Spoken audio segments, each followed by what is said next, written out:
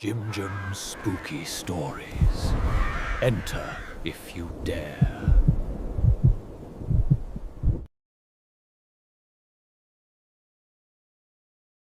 हमारे बच्चे को हमसे बिछड़े अभी मात्र 1 महीना ही हुआ था जब आधी रात को मेरी पत्नी बुरी तरह से चीखने लगी।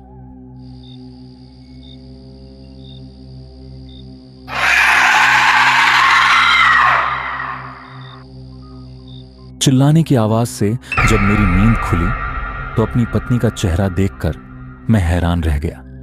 उसकी आंखें बिल्कुल लाल अंगारा हो रही थीं। उसके बाल पूरे बिखरे हुए थे। वह मुझे गुस्से से घूरे जा रही थी और एक बार फिर से वह चिल्लाने लगी। आवाज सुनकर सभी लोग कमरे में आ गए। मां कहने लगी कि क्या हुआ। मां मेरी पत्नी के पास आकर बैठ गई। बेटी, धीरज रखो। मैं जानती हूं कि तुम बहुत बड़े दुख से गुजर रही हो। तुम हर वक्त अपने बच्चों के लिए तड़प रही हो, पर चिंता मत करो, भगवान तुम्हें इससे अच्छा तोहफा देंगे। मेरी पत्नी अचानक गुस्से में आ गई और उसने मां को धक्का दे दिया। चुप हो जाओ, अब अगर तूने कुछ भी कहा तो तेरी जुबान खींच लूंगी। मैंने गुस्से में अपनी पत्नी को डांटा। यह क्या बदतमीजी है? यह तुम मां से कैसे बात कर रही हो? उसने मेरी तरफ गुस्से से देखा और मैं बुरी तरह घबरा गया। तुम भी चुप हो जाओ, अब कोई कुछ नहीं बोलेगा। जाओ, यहां से मुझे अकेले बैठना है और हाँ, कोई मुझे परेशान ना करे। बेटा, तुम अपनी पत्नी पर गुस्सा मत करो। यह इस वक्त अपने आपे में नहीं है। इसे अपने बच्चे को खोने का दुख है। मगर मां, मुझे तो कुछ और ही मामला लग रहा है। आप इसकी आंखों में देखिए, चेहरा देखिए इसका।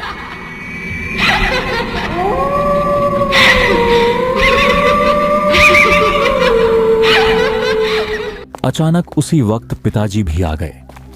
कमरे की स्थिति समझ पाना उनके लिए भी बहुत मुश्किल था। उन्होंने सीधा मुझसे ही सवाल किया कि यह इतना क्यों रो रही है। फिर वह चित्रलेखा के पास जाने लगे। तब मैंने उन्हें रोक दिया। पिताजी, इस वक्त वह अपने आपे में नहीं है। आप लोग इससे बात ना करें, मैं इसे अकेले में बात करूंगा। मैंने मां और पिताजी को वापस भेज दिया और अपनी पत्नी के पास आकर बैठ गया। तुम ऐसा क्यों कर रही हो? मेरी मां के साथ इतनी बदतमीजी, क्या यह ठीक बात है? मेरे इतना कहते ही वह हंसते हंसते पागल सी हो गई।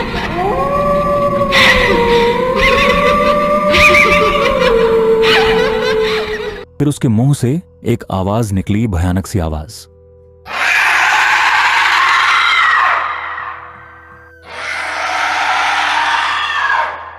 उसके बाद वह बिल्कुल शांत हो गई। वह अपना चेहरा ठीक मेरे चेहरे के सामने लेकर आई। मैं बुरी तरह घबरा गया। तुम यह सब क्या कर रही हो? तुम्हें क्या हो गया है? उसी वक्त अचानक मुझे किसी गड़बड़ी का एहसास हो रहा था। ऐसा लग रहा था जैसे मेरी पत्नी किसी और के कब्जे में है। शायद मेरा शक बिल्कुल सही था। यह मेरी पत्नी नहीं थी, बल्कि मेरी पत्नी के शरीर में शायद कोई और है। मैं चुपचाप उठकर थोड़ी दूरी पर बैठ गया। मेरी पत्नी अजीब भाषा में कुछ भी बोले जा रही थी। कुछ ही देर बाद मैं भागते हुए कमरे से बाहर निकला। मेरी सांसें तेज चल रही थीं।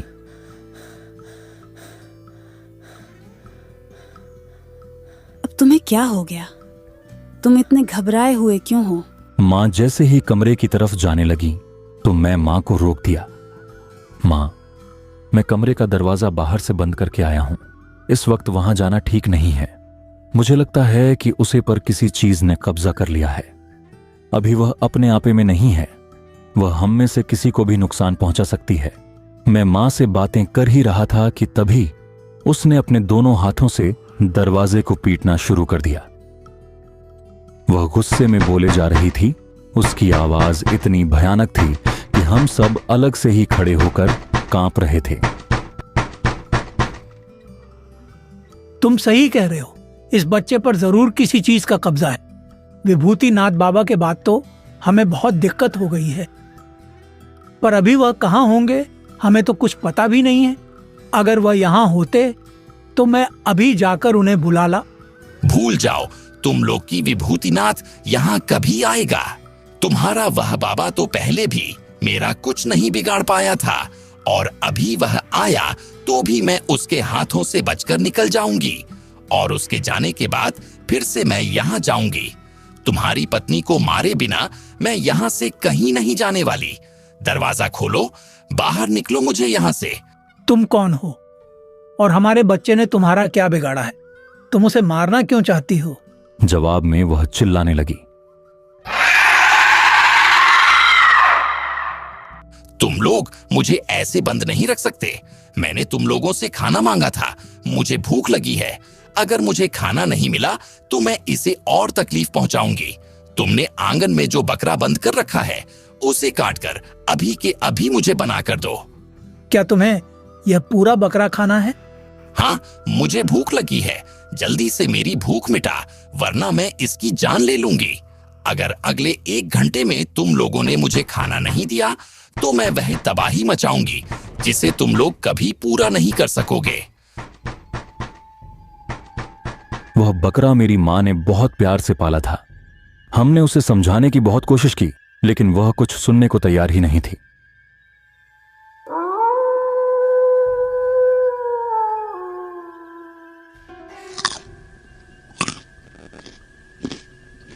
उस बकरे को खाकर सुबह होने से पहले तक उसकी भूख शांत हो गई। इसके बाद वह चुपचाप सो गई। घर में एकदम से शांति छा गई।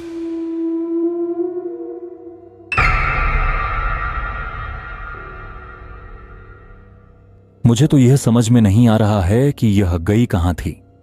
आखिर यह चुड़ैल इसे कैसे चिपक गई। पर आप चिंता मत कीजिए मां, मैं सब ठीक कर दूंगा। इतना कहकर मैं घर से बाहर निकल गया। गांव में सबसे पूछा, सबने यही कहा कि किसी को नहीं पता कि बाबा कहां पर है। चलते चलते मैं गांव से निकाल कर आ गया, लेकिन मुझे बाबा के बारे में कुछ भी पता नहीं चला।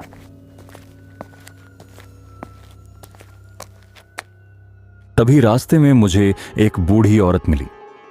क्या आप जानती हो कि विभूतिनाथ बाबा कहां मिलेंगे? उनका तो देहांत हो गया, अब वह इस दुनिया में नहीं रहे। मैं वहीं सर पकड़कर बैठ गया और फूट फूट कर रोने लगा।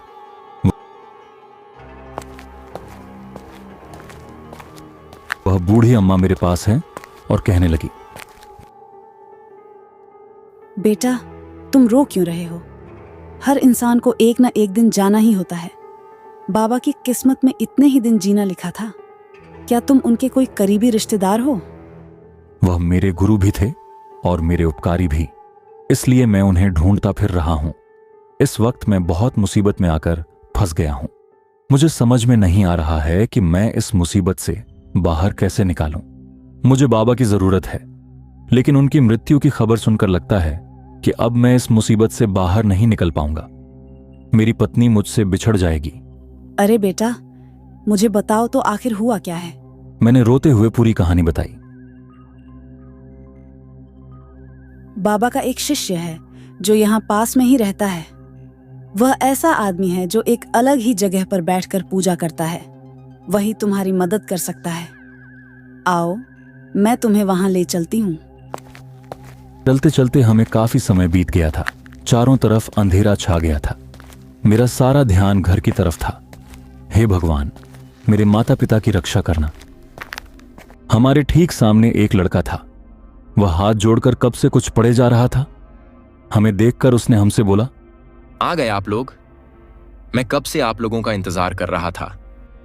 हम लोगों का इंतजार? पर हमारा इंतजार क्यों? आपको कैसे पता चला कि हम यहां पर आ रहे हैं? अभी यह सब बातें करने का समय नहीं है। अभी हमें जल्द से जल्द तुम्हारे घर पहुंचकर सब ठीक करना है। मेरी खुशी का तो ठिकाना ही नहीं था, क्योंकि मेरे बिना बोले ही वह सब कुछ समझ गया था। अब मुझे यकीन हो गया था कि यही मेरी मदद कर सकता है। जो इंसान बिना पूछे मेरी समस्या जान सकता है, वह मेरी समस्या का हाल भी कर सकता है। उन्हें लेकर मैं अपने घर आ गया। बूढ़ी अम्मा भी अपने घर जा चुकी थी। उन्होंने मुझे थोड़ा पानी दिया और बोला, यह पानी तुम इस घर के चारों ओर डाल दो, जिससे अगर वह आत्मा भागने की कोशिश भी करें तो कहीं ना जा पाए।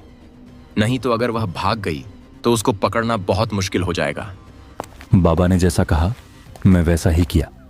बाबा घर के अंदर चलेगा और मैं बाहर घर के चारों तरफ पानी डाल रहा था। जाओ अपनी पत्नी को बाहर लेकर आओ। अब वह कुछ नहीं कर सकेगी। जाओ उसे बाहर लेकर आओ। वह मेरे लिए पराई है, इसलिए मैं उसे हाथ नहीं लगा सकता। तुम उसके पति हो जाओ, उसे लेकर आओ। मैं डर गया कि कहीं वह मुझ पर हमला न कर दे। पहले भी उसने कई बार मुझे करने की कोशिश की है। मैं अंदर गया और अपनी पत्नी को बाहर लेकर आया। बाबा के शिष्य ने मेरी पत्नी के चारों तरफ घेरा बना दिया। वह ठीक उसके सामने बैठकर मंत्र पढ़ने लगे।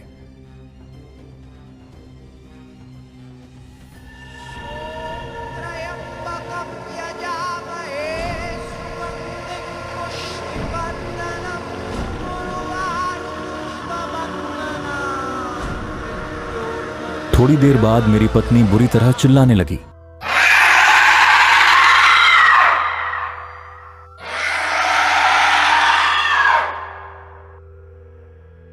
बताओ, तुमने इस पर कब्जा क्यों किया है? वह गुस्से से मेरी तरफ देखने लगी। मेरी तरफ देखो और मुझे बताओ, तुमने इस बच्ची पर कब्जा क्यों किया है?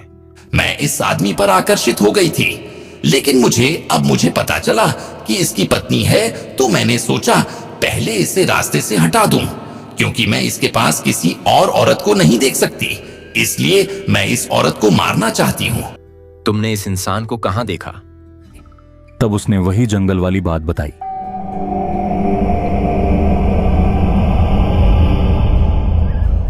वह तो यह मुझे पसंद आ गया, नहीं तो इसकी जगह कोई और होता तो इसकी लाश घर आती। इसकी सादगी मुझे पसंद आई और यह एक अच्छा इंसान भी है, इसलिए मैंने इससे कोई नुकसान नहीं पहुंचा। चुपचाप इसके पीछे पीछे है, इसके साथ आ गई। मैं जानती हूं इस गांव में सिर्फ एक ही आदमी है जो मुझे नुकसान पहुंचा सकता है, और वह है विभूतिनाथ। पर उसकी मृत्यु हो गई, इसलिए मैं निश्चित थी कि अब कोई नहीं है हमें रोकने वाला।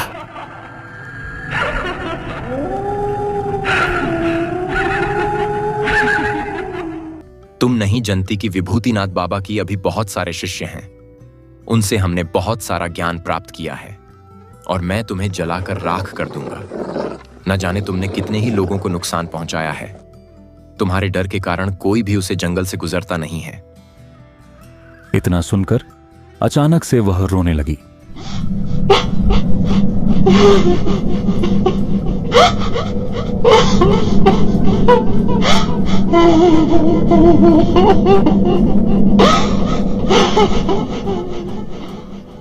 मुझे माफ कर दो, मैं आज के बाद ऐसा कुछ नहीं करूंगी। मैं यहां से दूर चली जाऊंगी। तुम झूठी हो। तुमने विभूतिनाथ बाबा से वादा किया था कि तुम किसी को भी तंग नहीं करोगी, मगर तुमने अपना वादा तोड़ दिया, इसलिए मैं तुम्हें जीवित नहीं छोड़ सकता। अब मुझे तुम्हारी बात पर भरोसा नहीं रहा।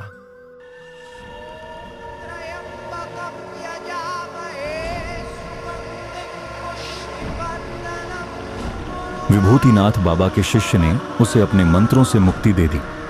उसके शरीर से निकलते हैं मेरी पत्नी बेजान होकर जमीन पर गिर गई। वह रात बाबा के शिष्य ने हमारे ही घर पर गुजारी थी।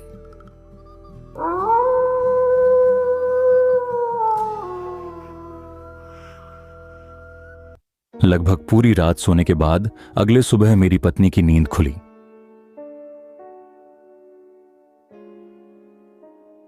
मैंने पूछा, कल जब हम लोग आपके पास आ रहे थे तो आपको पहले ही कैसे पता चल गया था कि हमें आपकी मदद की जरूरत है?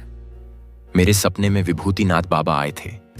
उन्होंने मुझसे कहा था कि मेरा एक आदमी तुम्हारे पास आएगा, उसकी मदद करना, उसे खाली हाथ मत जाने देना।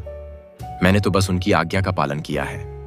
मैं खुशी खुशी बाबा को घर से विदा किया। उसे दिन के बाद से मैं और मेरी पत्नी और मेरे माता पिता खुशी खुशी जीवन बिताने लगे। आज मेरे 2 छोटे प्यारे बच्चे भी हैं।